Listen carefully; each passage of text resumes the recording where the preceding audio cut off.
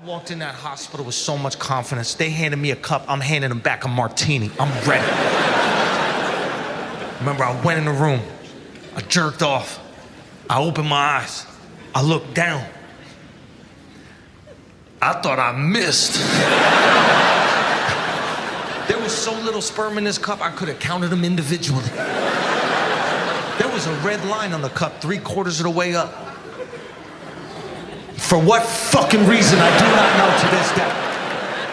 3/4 of the way? What zoo animal hippopotamus cups are you giving out to people? Why are you even giving me a cup? Give me a contact lens case. I'll turn that shit into a Guinness. That was so funny. It's part of, hello, again, this is Andrew Schulz with me today. This is the latest Netflix special. It's out now. It's called Life, and it's so well worth your time.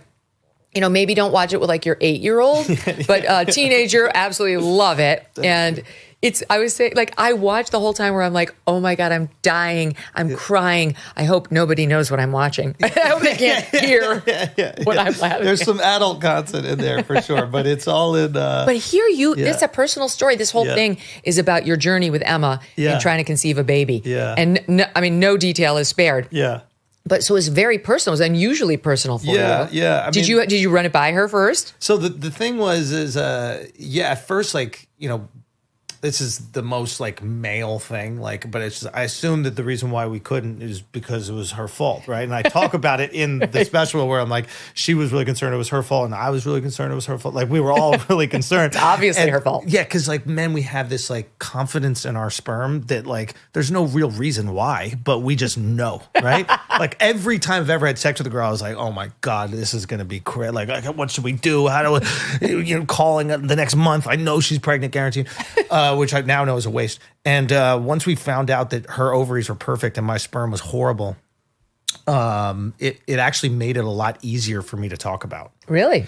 Yeah, because I think the reason why, like, anybody who has fertility issues, one, it's very isolating because you're so protective of the person that you love that you don't. A lot of women feel a lot of shame around this. Yep, true. And at first, I felt like real shame. I was like, does God not want me to have a child? Like, I was like, I didn't understand it. Like, I think I'm like a pretty good person and I'm kind to people. And I'm like, why is this happening? Like, what the fuck is going on? Mm-hmm. And so I get that. And a lot of women, if they are struggling, they're just like, they feel like it's I don't feel very stigmatized, right? And but once she was perfect and I was fucked up, I could get on stage, and it was really cathartic to talk about it. And then once I started talking about it, I literally thought that I was like, this was like a 1 in like 10 million thing. Oh, wow.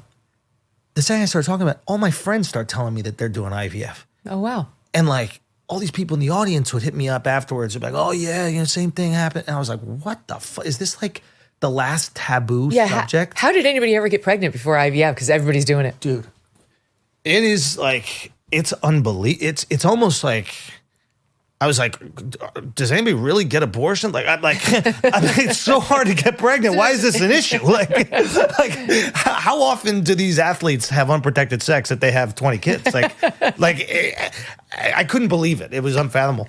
So but then it became like there, as brutal as it was, there was these kind of funny moments. That being one of them. Just that. The humility. Going into the room with the lady. Oh, we just talked to the audience. You know, Doug came in to say hi to Andrew in the commercial break. And we were bonding over our shared experience because he and I did IVF with our kids too. Yeah. And Doug joked that after he had to donate the sample. Yeah. First, he said he was going to wear like a red crushed velvet smoking jacket on his way in, and on the way out, he was just going to be like, "That was fantastic! That was amazing." Yeah, I was always thinking about like, do I make noises in there? Like, how uncomfortable do I make it for the other guys at the clinic? Like, just screaming random things. Yes, like, Sesame Street, just something crazy. But yeah, it's like. Oh, it was crazy. It was like a walk of shame when you're walking by all the other guys there. Everybody's there. Oh, God, I know what you're about to do. It's so humbling. Yes. Like, you're just sitting in this room, like all of you are in there. You're like, so why did they make you go in to give the sperm sample? Couldn't they? So I did it from home once. Okay. The whole, I haven't even put like a lot of the stuff in it, but like the whole journey was brutal. So the first one I did from home, which was like, I'm in the room. My wife like hands me the thing like it's like homework. And she's like, okay, I'll give you 30 minutes. You go do your thing. I'm going to go outside or I'm going to do the dishes. So like I hear her doing the dishes in the Right. background where I'm like being mandated to masturbate. And I'm like on our bed. Like, I don't think I've ever masturbated on a bed. Like, I'm just on our bed and the bed is made perfectly. Like, No. everything is like set up. And I remember at one point, like, I'm just like, I don't know, this is like so weird. And I like looked up and the TV was off. So it was just a black screen. So it's a perfect mirror of me. Oh, no. And I was just like, this is the saddest day of my life. I'm sitting Indian style on my bed no. trying to make a sample and go in this cup. We send that sample in. It comes back. And it's like, it's not good. Oh. And they're like, not only are they not swimming, they're like shaped weird. And I was like a little defensive. So I was like, well, could that be from like the speed that they hit the cup? Like maybe, you know, the blunt force trauma kind of warped them a little. Flow is just too strong. It was too strong. That's what it is. And they're like, no, that's definitely not it. And I was like, okay. And they go, well, why don't you do this for like a couple months? Wear baggy underwear, ice your balls every single day. Oh, ice them. Yeah. Whoa. Yeah. I guess that's a big thing. Don't drink anymore. Don't smoke anymore. And take these pills. And then we'll try it again in like a month or two. And I did that, and we tried it again, and it got worse. No. What? And I was like, why do you think that is? And the doctor's like, we've never seen this before. There's some pride in that. Yeah. It's got to be a little I'm bit. setting records. No. I'm setting records. I told a story one time when Dave Rubin was on, but Doug had the funniest experience there where they make you ejaculate like 24 hours before the real sample that's going to be like your future kid. Yeah. They want you to clean the house. Yes. It's like, I can't remember if it's 24 or 48 hours. I think it's 48 hours before. Yeah. Okay. So, but they want it to be 48. Yes. And they don't really want it to be 46 Nope. or 44. Because you need the amount of time to build up the new batch. Yes. So like timing does matter. It just so happened that on one of ours, we were visiting my Nana, who was literally like 90 at the time. And we were playing dominoes. And I was like, oh, Doug, it's time. He was like, what? I'm like, you got to go in there right now. My poor husband. And you know, it's like one of these older person's homes where like there's 5 inches between the bottom of the door and the ground. You He can can see hear his ankles. every piece of conversation. And the dominoes, like, you're palming the double 5, you know? And Doug said, So is he. Horrible, poor Doug. This is the thing about this. Do is what you like, gotta do. The journey is brutal when you're in it. It is the hardest thing that you'll go through in your life. Sorry, it's definitely the hardest thing we went through. And but after the fact, it is hysterical. Yes. Like Can't believe what you've been through. Yeah, and like there are so many of these things that are so funny. And the beautiful thing about having a child is you get this like amnesia for what you went through to get there. And I think that's actually kind of like built into our DNA so that we keep making them. I totally agree. You know, like same women have been saying that for eons because of the pain of labor. Yep. And it's so, you know, devastating. Yeah. And then you forget all about it. Yeah, I never let's had go again. labor because I had 3 C-sections, but Yeah. my friends tell me it's extremely painful. Oh, Emma was in there for 24 hours and then she had the C-section because the baby's heart rate dropped. Oh God, that's scary. Yeah, the whole thing is terrible. When you were doing the shots before to prepare for the IVF, like, did you have any fun mood swings or anything? Oh yeah, I was actually fine. I No way. did not have weird mood swings, but it was very funny because Doug does not like his mom got this terrible cut in her leg and it was so brutal. And Doug was right there. He bandaged it up. He put the medicine on. I was like, like I can't take that kind of injury. Yeah. But you pull out a needle and Doug is one of those like, so he couldn't do the shots for you. But he had to in the beginning. As it turned out, he didn't have to, but we thought he did. Yeah.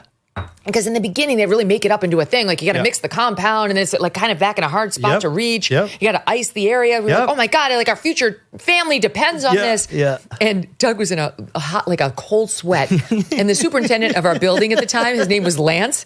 And they were like, it's very important that your wife have a partner that helps with it. And Doug is like, this is going to be very hard for Lance. Yeah.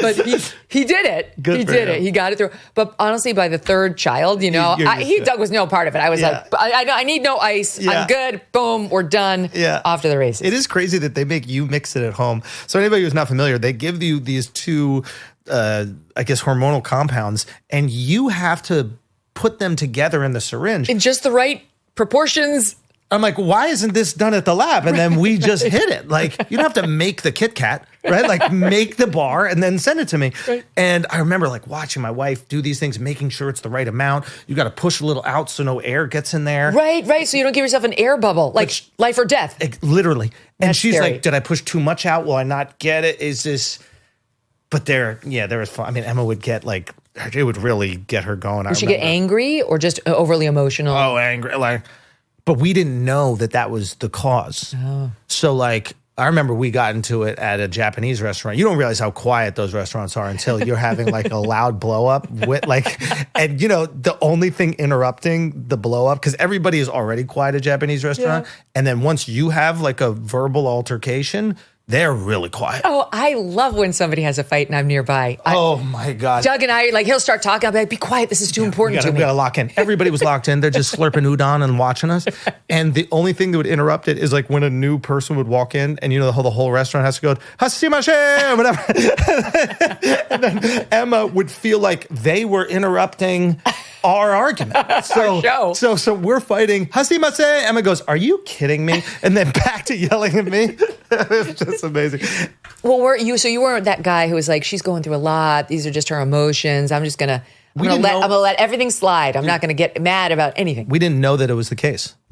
So we didn't know until literally that night. I go, "Hey, did we do the shot? We did the shot today, right?" And she goes, "Oh shit." And we're walking down. We were on Kenmare Street. That's when you put it together that she's hormonal. And then she was also like, "Oh fuck, I guess I'm like really reactive to this." And then from then on, we stopped that's going good. to Cap. You don't go out and buy a life jacket when the boat is sinking, and you don't buy gold when the economy has already collapsed. Clearly, others are heeding this advice as gold hit all-time highs already this year. It's not too late for you, too. And you could have Birch Gold help you diversify into physical gold. Birch Gold specializes in helping you convert an existing IRA or 401k in whole or in part into a tax-sheltered IRA in physical gold, and for no money out of pocket. One recent 5-star review said Birch Gold was, quote, knowledgeable, helpful, non-pressure. Get your free info kit on gold by texting the letters MK to the number 989898. There is no obligation, just useful information. With an A+ rating from the Better Business Bureau and countless 5-star reviews, text MK to 989898 and let the experts at Birch Gold help you secure your future today with gold. Thanks so much for watching. If you like what you just saw, hit the subscribe button for more clips and full episodes.